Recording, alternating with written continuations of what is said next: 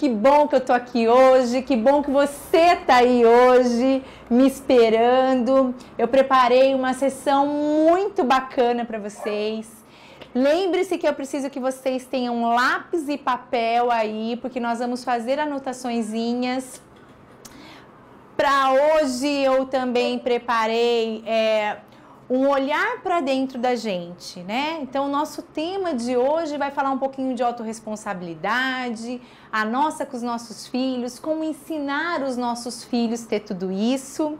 Então, eu espero que vocês aproveitem, eu espero que vocês possam realmente, o que for falado hoje, faça sentido na vida de vocês, que possa trazer mudanças, gerar novos comportamentos. É esse o meu objetivo aqui com vocês hoje. E como provavelmente existem pessoas que estão hoje junto conosco, que não estava no último dia, na nossa última sessão, eu só queria retomar o que nós falamos e o que nós fizemos. Vandinho, você coloca para mim a primeiro slide aí, só para quem não participou do outro entendeu qual foi o nosso resumo da outra aula, ou desculpa, do nosso outro atendimento. A gente falou de valores, e aí nós falamos do valor individual de cada um, o valor que cada um tem, que valor eu levo para o meu casamento. Eu sugeri que fizessem isso em família, e dos 4 valores que vocês fossem pegar, vocês pegassem 2 valores da esposa e 2 valores do marido, né, dos seus parceiros. E quem não tivesse essa possibilidade, sem problema algum, pegasse os seus 4 valores que você leva para sua família. E aí eu expliquei que os meus valores eram responsabilidade, cooperação, justiça e família. E aí eu tracei a minha missão nessa quarentena. E eu sugeri que vocês traçassem a de vocês e que poderia realmente ser igual à minha. Porque nós estamos aqui, como diz, no mesmo barco. Pode ser que a gente não tenha, né, os mesmos salva-vidas, né? Não é isso que tá os memes falando por aí? Mas nós estamos no mesmo barco. Então, provavelmente, existe uma grande possibilidade do seu objetivo, da sua missão aí como família nesse momento ser muito parecida com a da minha. E aí a gente falou de desafios, de desconforto, de dificuldades. O que eu estou passando nesse período? O que é mais difícil para mim? Né? Ficar em casa o dia todo, não conseguir sair, não conseguir lidar com as frustrações dos meus filhos, a insegurança do dia de amanhã. E aí nós fizemos um compiladão do que nos causa esse desconforto e a gente criou o nosso objetivo então. Então, só para recordar, o nosso objetivo minha família irá aproveitar esse momento para manter a organização da casa, reorganizar a rotina familiar, cuidar com responsabilidade da higiene e alimentação. Estamos dispostos a fazer coisas em casa que nunca fizemos antes, pensando no bem-estar de todos nesse período de isolamento social. Então, ficou também combinado que se alguém quisesse fazer alguma alteração diante da realidade da sua família, que ficasse à vontade. Então, combinados, todo mundo nivelado, bora para o que é de bom de hoje. Vamos lá, podemos tirar esse slide e a gente vai falar então hoje de não julgamento. Então, é esse o nosso foco hoje. E para começar a falar de não julgamento, tem umas pessoas que a gente julga muito, que são os nossos pais, né? Como eles nos criaram, qual foi a conduta que ele tomou, no meu tempo era assim, o meu pai fazia isso com o meu irmão e não fazia isso comigo, os privilégios que o irmão, porque sempre o irmão que tem um privilégio, é lógico, né? A gente não, mas o irmão tem um monte de privilégios. E então, dentro desse não julgamento, eu queria que vocês começassem a pensar no que vocês trazem hoje como pais, que foi a realidade de vocês como filhos. Então, eu queria que você pensasse na educação que você teve, quais são os pontos positivos que seu pai e a sua mãe fazia com você, que você repete com o seu filho, E quais são os pontos negativos que o seu pai e a sua mãe fez com você e que você repete com os seus filhos? E aí, da mesma forma, o que não repete. O que de positivo e que você não repete e o de negativo e que você não repete. Então, só para ficar fácil de vocês visualizarem, Vandinho, coloca o próximo slide para mim, fazendo um favor. Vai ter aí 2 colunas, né? E aí tem nessas colunas falando, pense em situações que você viveu na sua infância.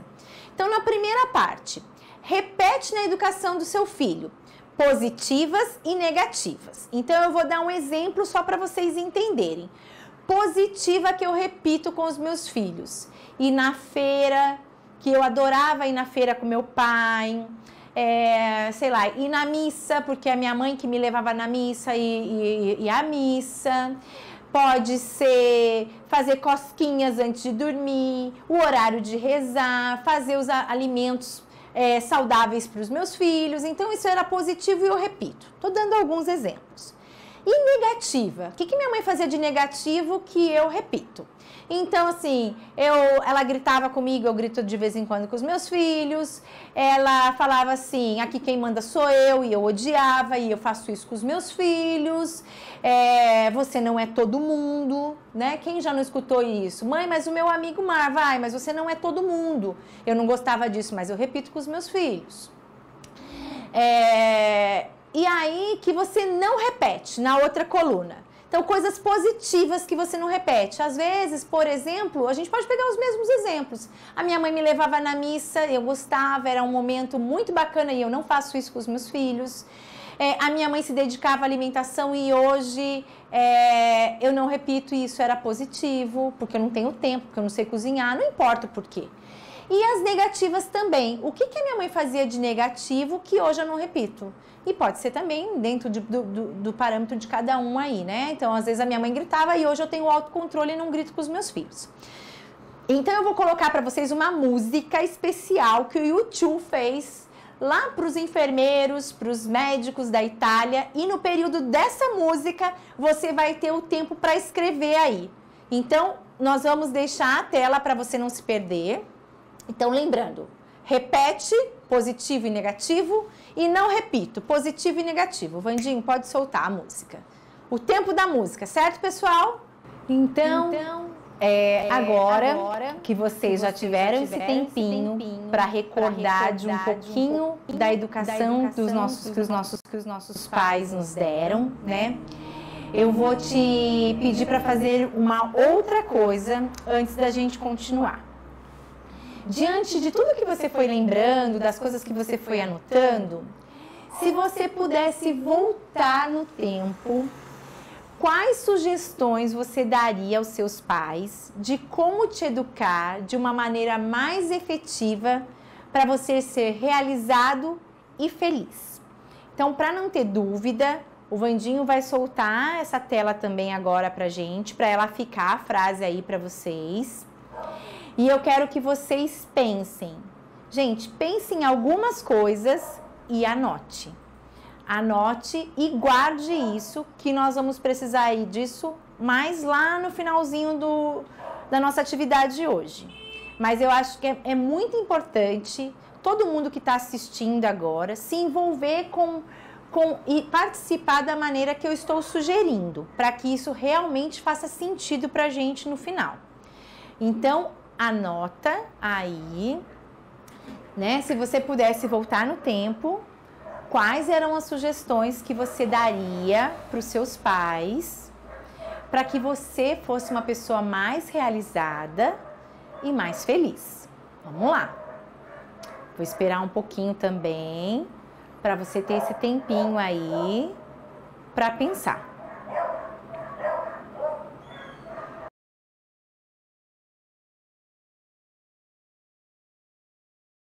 Então, gente, quem ainda não terminou, pode ir terminando, que eu vou explicar um pouquinho para vocês sobre autorresponsabilidade.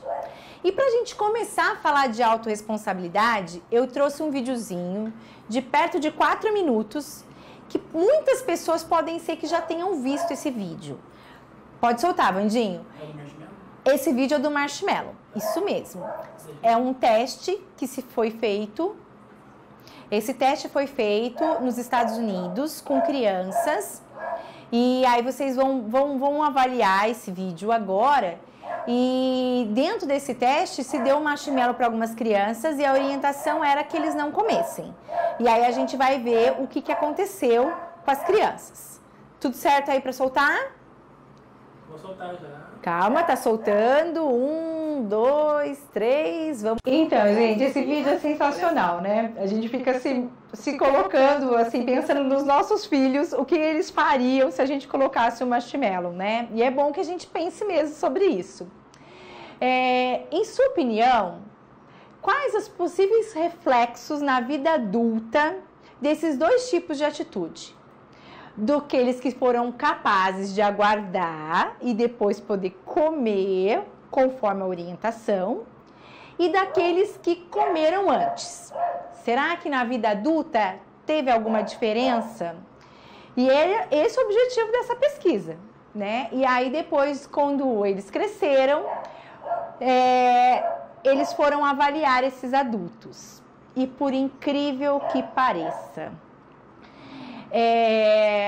as coisas que aparecem nos nossos filhos discretamente nessa faixa etária que a gente, né, de 1 a 6, 7, 8, 9, sei lá, 10 anos, elas vão tomando uma proporção muito maior depois na fase adulta, né? Então, ela se intensifica de forma bem significativa essas aptidões, tanto as emocionais como as sociais, no decorrer do tempo.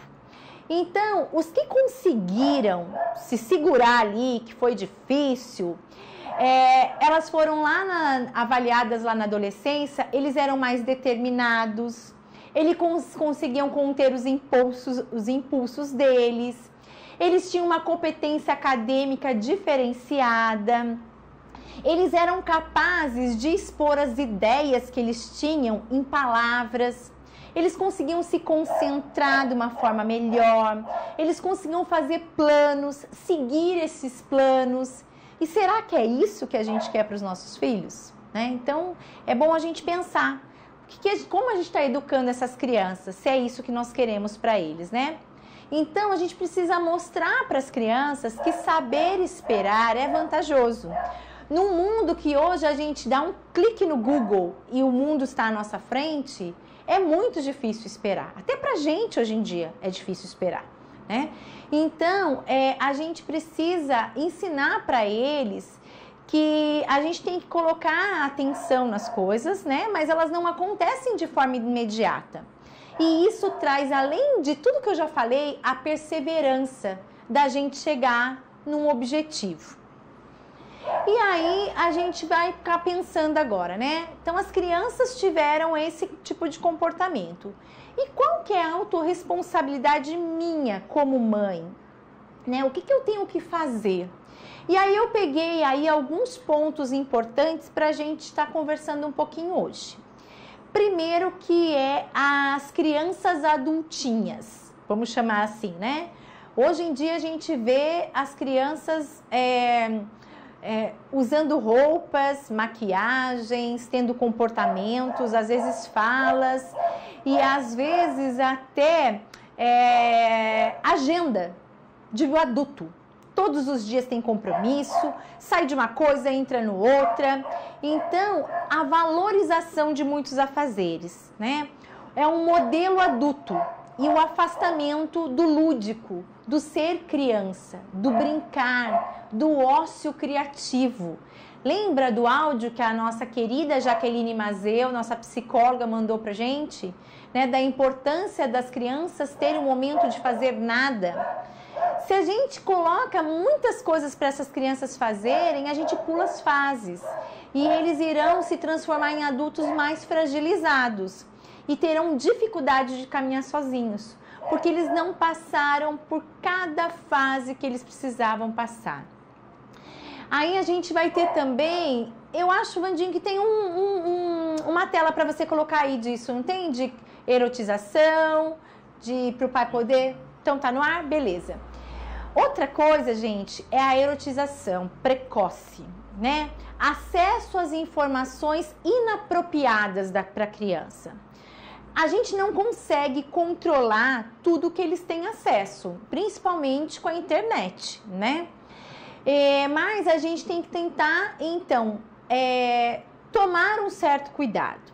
Nós sabemos que celulares de homens, dos papais, por mais que eles não queiram, eles estão em grupos que mandam vídeos inapropriados para uma criança assistir.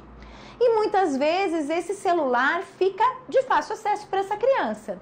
Então, tomar um pouquinho de cuidado de apagar esses vídeos ou então de colocar uma senha no seu celular para a criança não ter acesso a isso. Novelas, né? A gente assiste às vezes novelas e alguns programas de televisão que são inapropriados para as nossas crianças. Tem cenas de sexo, cenas de traição, cenas de um levando vantagem em cima do outro. Então a gente precisa tomar cuidado com esse tipo de informação que a gente leva para dentro da nossa casa. E aí também uma outra questão bem importante qual é a resposta que eu vou dar para o meu filho. O diálogo ele é fundamental, mas a gente não pode antecipar informações. Então vamos fazer de conta que a criança veio e perguntou para você: mamãe, como que eu fui parar na sua barriga? A gente já fica de cabelo em pé. Como eu vou explicar para o meu filho o ato sexual, a concepção, que aí o esperma encontrou o óvulo? Nada disso, gente. Ela não está interessada nisso. Né? Então você tem que achar uma forma de colocar para a criança de forma simples, né? Que a sementinha do papai encontrou com a sementinha da mamãe, né? E aí houve essa fecundação e ela ficou dentro da sua barriga e que cresceu. Se ela se satisfazer com essa resposta, tá ótimo. Dependendo da idade da criança, é óbvio que você vai ter que dar uma coisa mais elaborada. Eu vou contar um exemplo que eu tive com meu filho que foi sensacional. Ele devia ter uns 4, 5 anos e ele foi brincar na pracinha perto da casa da que minha mãe morava. E aí ele voltou da pracinha falando assim: mãe, o que é sexo? Aí eu falei: ai meu Deus do céu, vou ter que explicar isso com essa idade, e agora? E aí eu já comecei na minha cabeça: nossa, eu tenho que falar isso, fazer aquilo. E aí deu o start, né? E fala assim: filho, o que você acha que é sexo? Gente, essa é bem bacana. Pergunta pra eles o que eles acham. E aí ele falou assim: então, mãe, o meu amiguinho da pracinha me disse que sexo é namorar pelado. Eu falei: pois é, filho, sexo é namorar pelado. Né? Então, às vezes, ele já se contenta com algo mais superficial. E a gente que acaba querendo exemplificar coisa demais. E aí a gente cria um problema. Então, dê as respostas, tenha um diálogo aberto, mas não queira antecipar as informações. Então, tome cuidado aí com as informações que estão chegando dentro da sua casa. E a outra coisa muito importante e que a gente precisa estar muito atento para os nossos filhos, gente, é ensinar a ganhar, ensinar a perder. A vida vai fazer isso com eles o tempo todo. Será que eu estou ensinando meu filho a perder? E a gente ensina com amor, a gente ensina com cuidado. E a vida não vai ter esse mesmo cuidado com eles, né? Limite no tempo digital. Hoje nós estamos passando por um período atípico. É óbvio que as crianças estão ficando com acesso maior às televisões, tablets, celulares, videogames, mas em breve voltaremos ao normal e precisa ser estipulado quanto tempo essa criança vai ficar. Existem estudos que falam de um tempo ideal, mas você precisa ver também o que cabe dentro da sua família. Às vezes o ideal é ficar 1 hora e você acha que o seu filho deve ficar só meia. E tá tudo bem, né? Então a gente precisa ver o que dentro da nossa família é o ideal para nós e seguir isso, né? Perceber o lugar deles numa hierarquia. Gente, depois, quando eles chegam na fase de adolescentes, hoje quem está no mercado de trabalho reclamam muito das pessoas que estão chegando, que não respeitam o chefe, que não querem fazer o que é necessário para o cargo deles, não aceitam ser subordinados. Por quê? É uma geração que perdeu a hierarquia. Gente, e precisa existir. Mãe e pai mandam, mãe e pai decidem. Mãe e pai podem sim levar em consideração a opinião do filho. Hoje, na educação que a gente quer para os nossos filhos, cabe isso. Que na nossa educação muitas vezes não cabia, mas na nossa casa hoje cabe. Mas tem coisa que é negociável e tem coisa que não é negociável.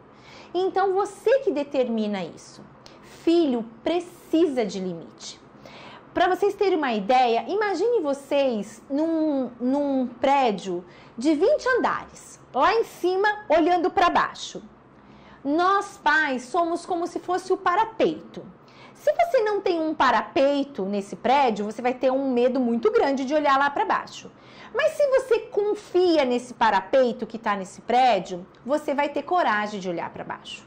Então, nós temos que ser o parapeito dos nossos filhos. Até aqui você vai, daqui para lá você não vai mais. Você pode chorar, pode espernear, pode se jogar, pode bater a cabeça na parede, pode fazer o que você quiser, mas daqui para frente você não vai mais, né? Então, a gente precisa impor essa hierarquia que eu mando e você obedece. E uma das coisas que a gente organiza é colocando esses limites, né? A gente vê hoje... e não muito longe, crianças batendo em pai e mãe, batendo em avó, cuspindo, xingando. É nesse momento que a gente tem que mostrar quem é que manda. Isso também é respeito, né? E quando o filho não tem respeito com a gente dentro de casa, eles não vão respeitar nada. Eles não vão respeitar as regras da sociedade, eles provavelmente vão ser uma pessoa eticamente e moralmente completamente deturpada. Por quê? Não se foi imposto isso na hora que tinha que ser imposto. Então, a hierarquia precisa acontecer. Só mais um exemplo sobre hierarquia, né? Eu quero comprar um carro. Não é o meu filho que tem que decidir que carro que eu vou comprar. Ele não sabe o preço da manutenção, do pneu, quanto que é de consumo de combustível, se vai ter dinheiro para pagar o IPVA, o seguro, ele não consegue avaliar essas coisas. Quem avalia isso somos nós adultos. Agora, se você está na dúvida entre dois carros e pedir a opinião dele, qual ele gosta mais, perfeito. A cor do carro que você quer, perfeito. Agora, decidir um modelo, aí já é uma questão da gente pensar duas vezes. Porque a criança não tem todas as variáveis. Então, isso é um exemplo, gente. Hoje, a variável é como a Vivi colocou pra gente gentilmente no domingo. As crianças chorando porque os amigos do condomínio estão na rua brincando e ela não quer deixar o Heitor e a Gabi ir na rua. Ela sabe todas as consequências, ela sabe avaliar. Então, ela está certíssima e não tem que se sentir culpada por isso. Por isso, até que eu perguntei para ela, você está se sentindo culpada por conta disso? Ela falou, não. Né? Então, que bacana que a gente não se sinta culpada por colocar limite e mostrar para os nossos filhos que existe uma hierarquia. Ter frustrações, gente... Eu já cansei de falar isso para os meus pais aqui da escola, né? Fizemos até palestras sobre isso. Frustração é a única coisa certa que todo mundo vai viver um dia na vida. É o namorado que não nos deixou, é o trabalho que você perdeu, é alguma coisa importante que você achou que ia acontecer de um jeito, aconteceu de outro. E como que a gente lida com isso? Se eu não estiver emocionalmente bem para lidar com as minhas perdas e as minhas frustrações, eu vou estar sempre depressiva, mal-humorada, chateada. Então, coloque isso como prioridade de vocês, né? Eu tenho que permitir que os meus filhos tenham frustrações e eu tenho que estar lá do lado dele para poder falar, filho, eu te entendo e eu tô aqui juntos. Nós vamos juntos achar a melhor solução para você nesse momento. Dar o apoio é fundamental. O que a gente não pode é evitar que eles passem por isso, né? E tristezas, né? Hoje a gente vê que as crianças estão tristes porque não podem sair. E é isso, e vai acontecer. Às vezes elas ficam tristes por um bichinho de estimação que faleceu, por um ente querido que morreu, por uma pessoa muito querida que está viajando. E vai acontecer esses momentos. Então, esses momentos vão ajudar no crescimento saudável e ele vai ajudar a trazer autonomia para as crianças, né? Vandinho, pode tirar essa tela aí agora, que aí dentro de tudo isso que eu falei para vocês de autorresponsabilidade, existe uma coisa que nós estamos falando desde a outra sessão e a gente fala o tempo todo, que é a rotina. A importância da rotina para uma criança. Ela, gente, é fundamental de novo, como tudo aquilo que eu acabei de falar para vocês. A criança saber as regras da casa é importantíssimo. É como se você fosse... Se não tem regras na casa, não tem combinados e não tem rotinas, vamos imaginar que eu te chamo para ir numa festa. Falo, e aí, Mari, olha, sexta-feira agora tem uma festa, tá todo mundo louco para sair de casa, né? Vamos? A Mari não vai pensar duas vezes, vai falar, é lógico que eu vou, Rose. Só que aí eu não falei para elas como que era o traje que ela tinha que ir. Se a festa era de manhã, se era à tarde, se era à noite, isso vai interferir na roupa que ela vai escolher. Eu não perguntei se era num lugar frio, se era num lugar calor, se era na praia, se ela ter que levar biquíni, se ela não ia. Eu não falei para ela se eu ia buscar ela na casa dela, se ela que ia me encontrar, aonde é essa festa, né? Se precisa de GPS para a gente chegar ou se eu já sei o caminho. Então é assim que a criança se sente quando uma casa não tem regras e não tem rotina. Então, quando você estabelece quais são as regras, quais são os combinados e qual é a rotina dessa casa, fica mais fácil para a criança entender, fica mais fácil para se cumprir, porque o efeito surpresa, ele é amenizado, né? Então, se a gente sabe que primeiro eu tenho que acordar, tomar banho, escovar os dentes, tomar o café da manhã, tô liberada pro desenho, depois eu vou parar porque eu tenho que fazer a atividade de casa, depois é a hora do almoço, depois eu tenho que tirar um soninho. Se a criança tem isso estabelecido, as coisas ficam mais fáceis. Lembra sempre dessa festa que eu tô convidando vocês hoje, né? Pensa que roupa que eu tenho que ir, como que eu tenho que ir. E é assim que a criança se sente, gente, num lar sem estrutura, sem rotina, sem organização. Porque a gente também se perde se a gente não tiver rotina. Quantos de nós não viu esses dias aí que nós estamos em casa querendo se programar e fazer um monte de coisa e não consegue? Fica lavando louça, fazendo almoço, cuidando dos afazeres de casa e quando viu passou o dia e não fez nada que a gente queria fazer. Então, coloque rotina, faça a rotina da sua casa com pequenas obrigações para as crianças. Elas precisam se responsabilizar, né? Então, por que a rotina é de grande importância? Por conta disso. Ela dá para a gente o caminho a ser seguido, né? O cumprimento dos combinados. A gente consegue se colocar no outro, no lugar do outro quando tem rotina. Porque eu sei que a minha mãe está fazendo o almoço, se dedicou, então agora é a hora da gente sentar na mesa, todo mundo junto, para conversar, para esse momento ser bacana, ser legal. Não precisa ficar saindo atrás de criança, dando comida na boca, né? A gente precisa se preocupar com o bem-estar de todo mundo e essa criança tem que aprender a isso. Eu sei que elas estão numa fase onde o olhar para elas é primeiro, mas quando que a gente vai ensinar elas a olhar para o outro? É no dia a dia, né? Respeitar os mais velhos, cumprir esses combinados, né? E por tudo isso que a rotina ela é importantíssima. E aí, depois disso, tem uma outra telinha que eu queria que o Vandinho colocasse para vocês hoje, que fala do reforço positivo. Muitas pessoas, né, falam de quanto é importante o reforço positivo. E hoje eu quero trazer uma questão para vocês, para a gente avaliar juntos. Será que o reforço positivo ele tem risco? Será que esse bater palmas, esses elogios que a gente dá para as crianças, esse vamos, vai para frente que eu estou te olhando, que eu estou te admirando, que eu estou aqui do teu lado, ele tem risco?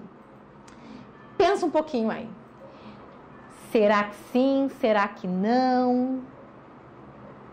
E se eu falar, gente, que tem risco? Vandinho, se você quiser tirar da tela, pode tirar agora e pode focar aqui no que eu vou falar. Porque, olha, gente, é impressionante, mas tudo que é exagerado não é saudável. Lembra-se sempre do caminho do meio. A gente tem que ter a nossa vida no caminho do meio. E o reforço positivo não seria diferente, né? A gente precisa, sim, elogiar as nossas crianças, incentivar as nossas crianças, mas quando exagerado, ele se transforma em elogios vazios e confusos. Ai, a criança tomou um gole d'água, a criança andou de tal jeito, a criança colocou a roupa, Esse tipo de reforço, ele não é saudável. E sabe por que ele não é saudável? Lembra do que a gente faz agora, a proporção que ele vai ter lá na fase adulta? Uma criança que recebe esse reforço positivo exagerado, ela vai se tornar dependente da aprovação. Ela vai acreditar que ela é melhor, que tudo que ela faz é melhor do que dos outros. Ela vai ter essa possibilidade, né? Ela cria uma percepção que ela é maravilhosa, que ela é perfeita, que tudo que ela faz é digno de aplauso. E aí, gente, ela vai acreditar nisso. E quando ela for um adulto, ela vai se cobrar ser perfeita. Nós, mulheres, temos muito isso dentro da gente. A gente cobra a perfeição de ser mãe, de ser esposa, de ser dona de casa. A gente se cobra muito, né? E não tô falando que os nossos pais fizeram ou não fizeram, se erraram ou não erraram. A gente tem que foco na solução sempre, né? Mas se a gente ficar batendo palma para os nossos filhos a cada coisa que eles fizerem, é isso que a gente está reforçando, que o mundo tem que bater palma para eles. Então, a gente tem que usar esse reforço para valorizar e incentivar o bom comportamento. Ele deve ser feito por meio de elogios, de carinho, de beijos, de afeto. Isso sim traz crescimento emocional, mas cuidado, né? Não precisa ser envolvido bens materiais nesses elogios. E até a gente tem que tomar bastante cuidado para esse nosso querer fazer as coisas não se transformar em barganha. E quando isso se transforma em barganha, né? Ele se transforma quando, por exemplo, eu ofereço algo antes da criança fazer o que eu quero. Então, por exemplo, se você comer tudo, você vai comer depois o chocolate que você gosta. Isso é uma barganha, né? Então, a gente tem que evitar. Eu sei que tem horas que a gente acaba usando, mas a gente tem que evitar isso ao máximo. A gente tem que sim incentivar a comer porque é importante, porque é aquele horário do almoço, porque ele precisa comer o verdinho, a carne, os legumes, o arroz, o feijão, né? Porque isso vai deixar ele forte, saudável para brincar. E sim comer também o chocolate, porque a gente é merecedor disso depois, né? Então, cuidado com essas trocas, porque isso pode virar chantagem lá na frente. Diante, né, de todas essas questões, a gente precisa responsabilizar. E responsabilizar, gente, significa a gente arcar com o ônus, né, com as consequências. Então, responsabilizar não é culpar. Culpar não leva a gente a nada, porque paralisa a gente. E quando a gente para de se culpar e se responsabiliza pelo que a gente está fazendo, aí a gente sabe o porquê que nós estamos fazendo. E aí a coisa muda de figura. Então vamos pegar um exemplo aqui, que a criança está na casa da avó brincando e você já falou para ela 5.000 vezes para parar de jogar a bola em algum lugar e ela não parou, bateu, quebrou o vaso da avó. E aí? O que a gente vai fazer? Então, é trazer essa criança, não precisa bater, não precisa xingar, não precisa gritar, porque nada disso vai resolver. Então, resolveria se você tivesse tirado essa bola dela antes. Não tirou? Deixou continuar e quebrou o vaso? Então, é chamar essa criança para a responsabilidade. O que a gente vai fazer com isso agora? Essa é uma ótima pergunta. Como vamos resolver isso e de que forma? É comprando um vaso novo para a avó? É tentando consertar? O que é possível ser feito?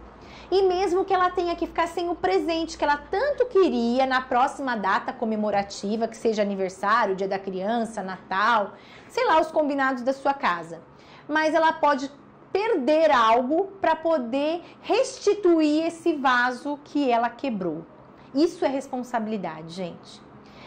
Assim a gente ensina a arcar com as consequências, pois ela é a autora daquilo que ela fez, né? E como ela vai ser autora da própria vida dela.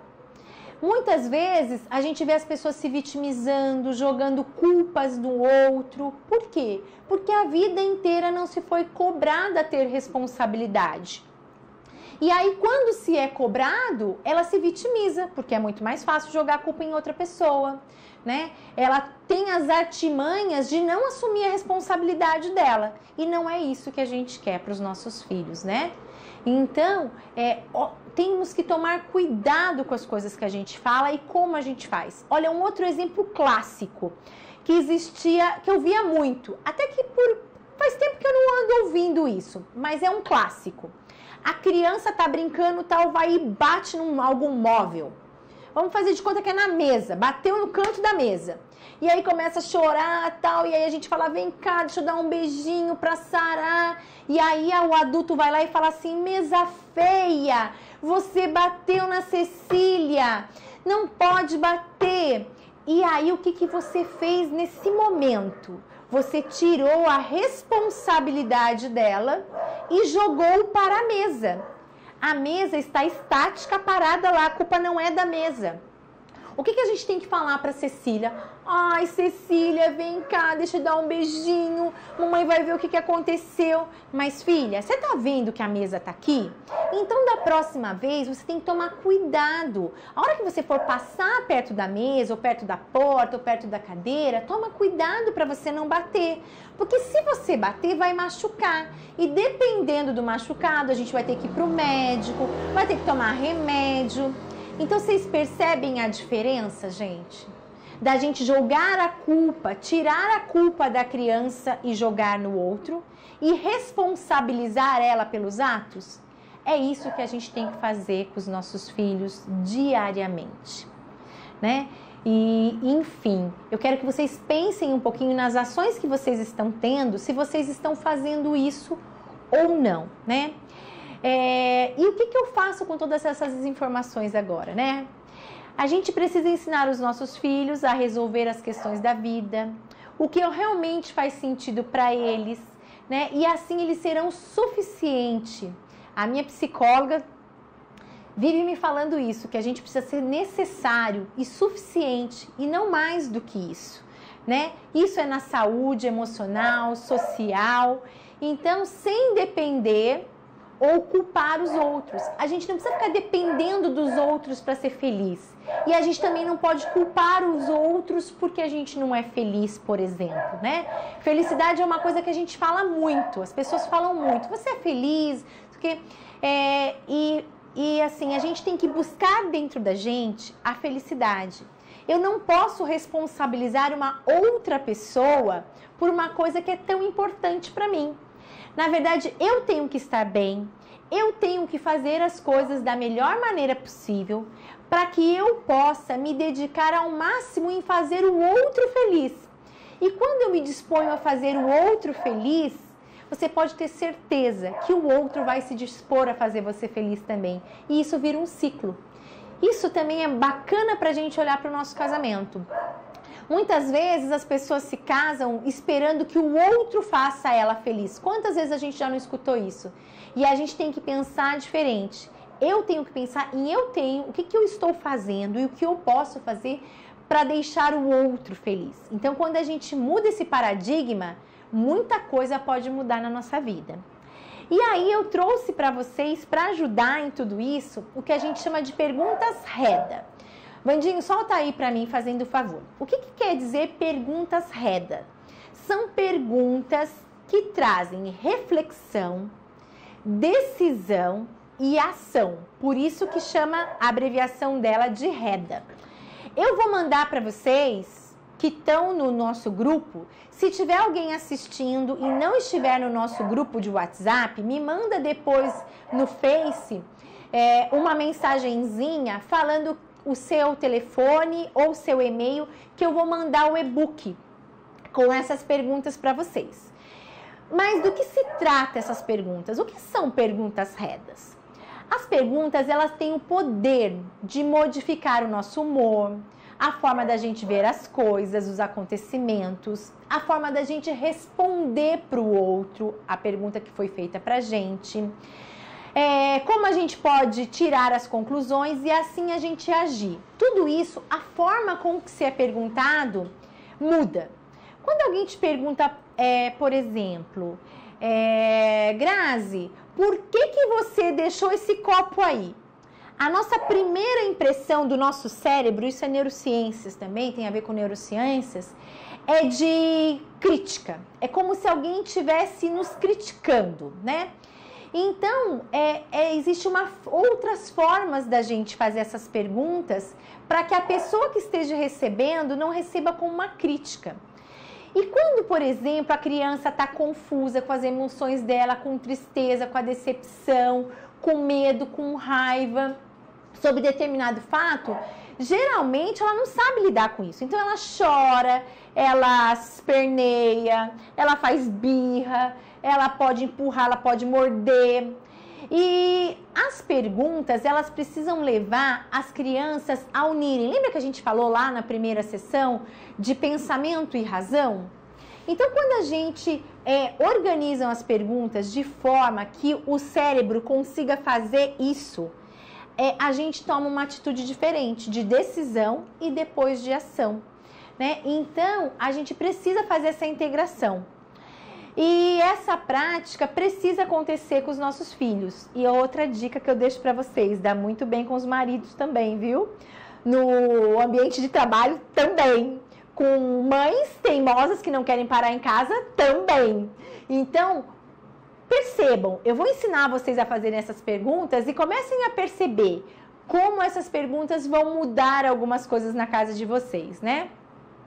Então, com criança especificamente, quando a gente faz algum tipo de pergunta e já sugestiona a resposta, elas servem também, né?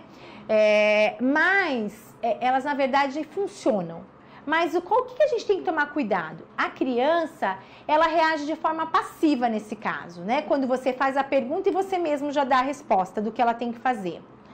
E se a gente acostumar a criança a viver nessa forma passiva, ela vai sempre esperar a resposta do outro, né? Ela quer que o adulto decida para ela hoje. Quando ela for adulta, ela vai querer que o outro decida para ela. Mantém a criança de uma certa forma insegura, como se ela não soubesse tomar atitudes, se ela não fosse capaz de tomar as atitudes dela. E aí acontece uma falta de posicionamento, né? Por que talvez tantas mulheres aceitem serem espancadas pelos maridos, né? Talvez pela falta de posicionamento, que ninguém ensinou ela a ter, que ela pode ter voz, né? Então, é uma decisão sobre o que você quer. Então, essas perguntas redas, elas vão ensinar os nossos filhos a ter isso, né? Então, quando a gente for perguntar alguma coisa, a gente começa a perguntar, não se preocupe, eu vou mandar isso para vocês.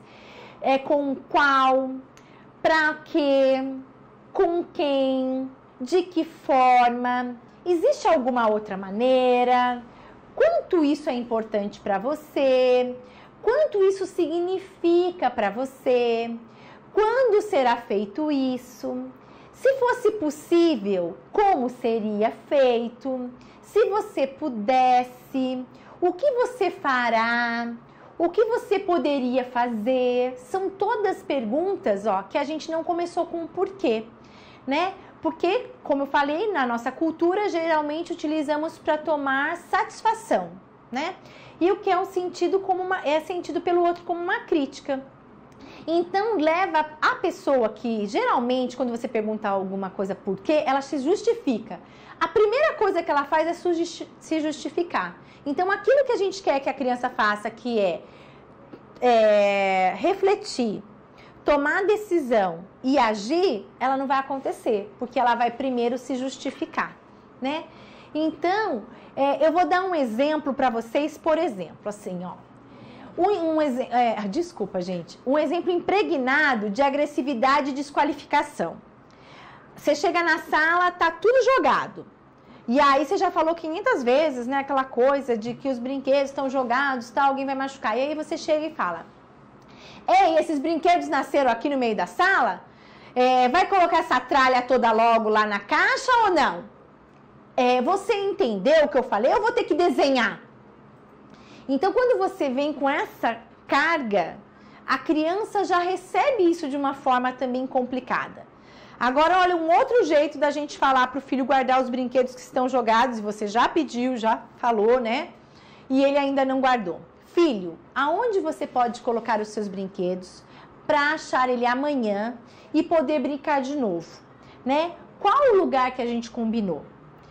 Se você entendeu por que é tão importante guardar os seus brinquedos, por que eles estão aqui jogados ainda? Né? Vamos guardar? Você quer minha ajuda? Né? A responsabilidade é dele de guardar, lembra? Se você for lá ajudar, é você que está ajudando. Não é ele que está te ajudando. Né? Tem mães também que começam a falar, vem me ajudar. Não é ele que tem que te ajudar. Na verdade, é você que tem que ajudar ele. Então, lembre-se que a responsabilidade é dele. Porque se você pede para ele te ajudar, de novo você está tirando a responsabilidade dele, que a gente já falou lá atrás. Então, assim, você quer que eu te ajude? Eu posso te ajudar. Você começa, que depois eu te ajudo. E, gente, nesse momento também de quarentena, se for melhor esses brinquedos ficarem espalhados, não tem problema.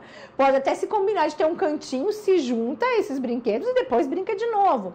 Eu só estou dando um exemplo de como a gente pode falar com os nossos filhos impregnados de raiva, de desqualificação, de agressividade e como a gente pode falar de uma forma carinhosa, afetuosa e gerando a consequência, né? Porque se ele não guardar nesse caso específico, você pode muito bem guardar esse brinquedo e falar que ele não vai brincar mais, porque ele não está sabendo cuidar do brinquedo, ele não está cuidando e ele não está cumprindo as regras. E aí ele que decida da próxima vez se ele vai guardar ou se ele vai perder o direito. É bem por aí que as coisas precisam acontecer, né? E aí entra, quando a gente fala disso de agressividade, de desqualificação, uma coisa que hoje está sendo muito falado, não sei se vocês já ouviram falar, que é o CNV. Vandinho, solta aí para mim esse slide, que dentro disso, da CNV, o que isso significa? Comunicação não violenta. Quando a gente fala alguma coisa, se a gente conseguir organizar esses 4 passos que eu vou falar para vocês agora, você vai conseguir ter uma efetiva comunicação de forma muito mais tranquila.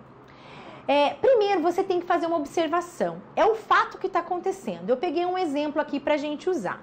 Tem um monte de meia jogada lá embaixo da cama, um monte de lugar, e isso me deixa irritadíssima. E eu já falei isso várias vezes e continua lá. Então, eu posso chegar gritando, esbaforida e mandar guardar isso. Vai resolver? Vai. Mas provavelmente isso vai continuar lá daqui a pouco de novo.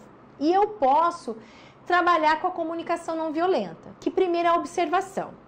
Quando eu vejo 2 bolas de meia sujas debaixo da mesinha e mais 3 perto da TV, ou seja, eu estou falando que eu estou vendo. Eu não estou inventando nada. Estou vendo que as meias estão ali.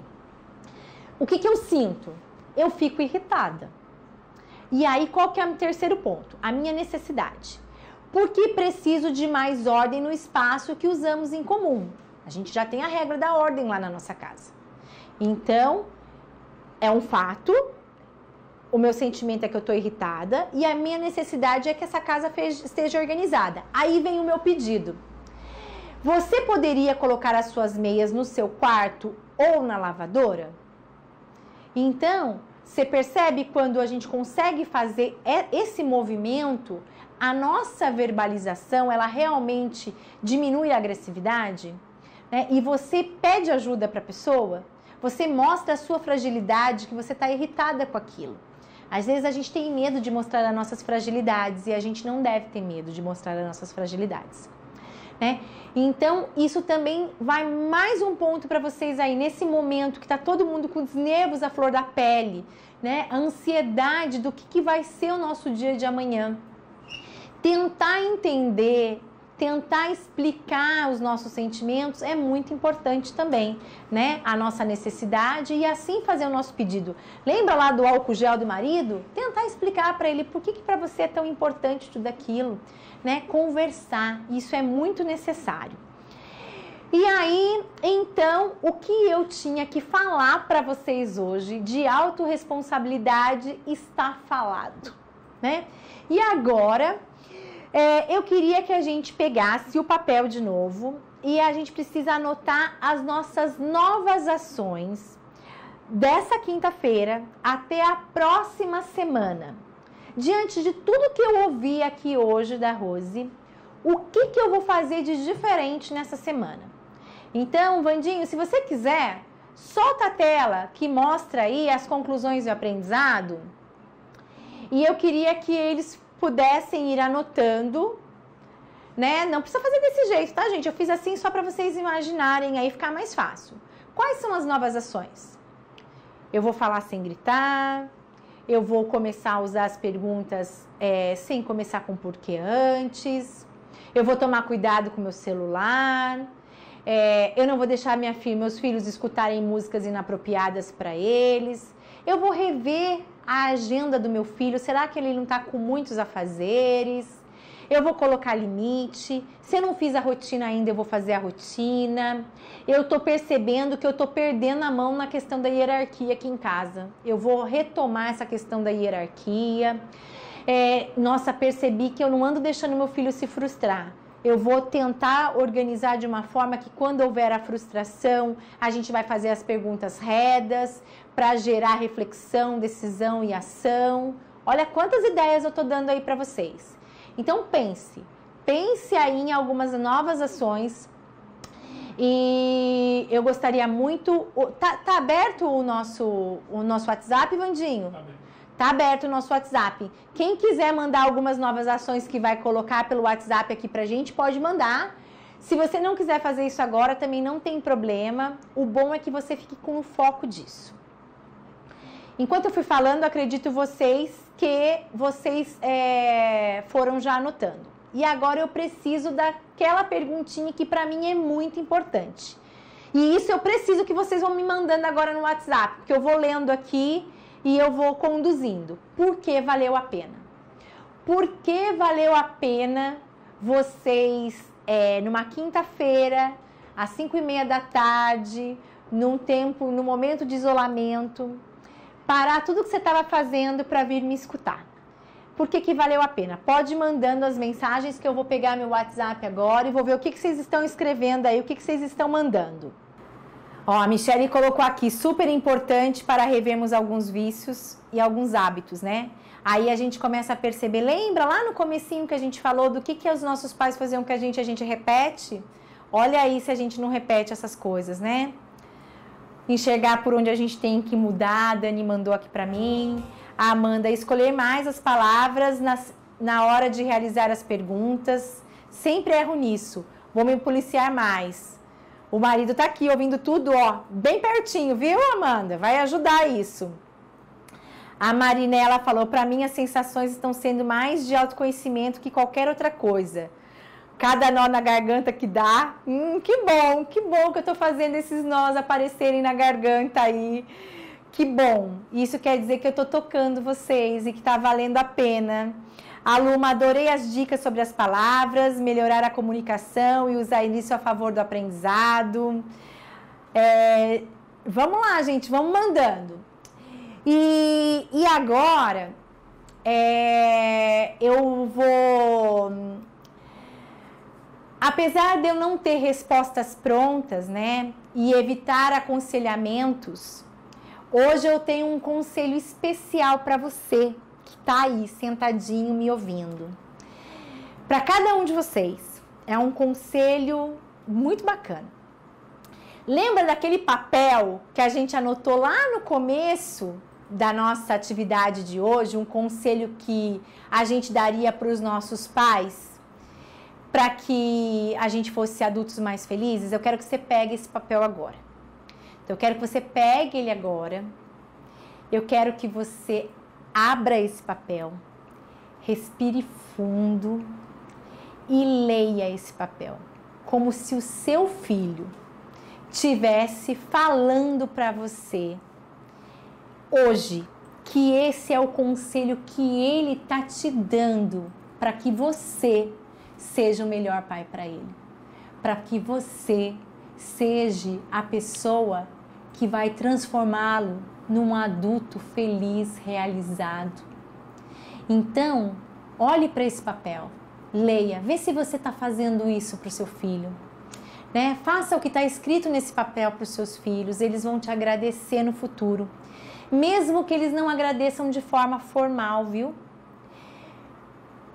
Mas sendo o melhor que eles puderem ser, a melhor versão deles.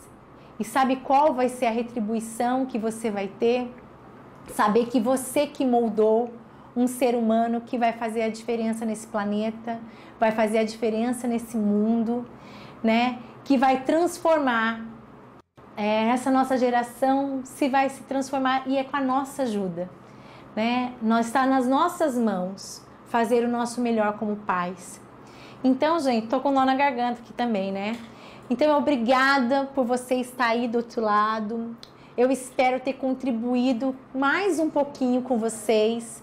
Eu espero que esse nosso bate-papo de hoje possa transformar a vida de cada um de vocês. E eu vou finalizando por aqui e eu vou deixar essa música que eu escolhi, depois dá uma olhadinha na tradução também, para vocês hoje, né? Nesse momento de reflexão, de ser o melhor para os filhos de vocês. Então, olha, beijo no coração, até quinta-feira que vem, e quinta-feira que vem tem mais coisa muito bacana esperando por vocês. Eu estou preparando isso com muito carinho, pensando em cada um de vocês. Beijo, tchau!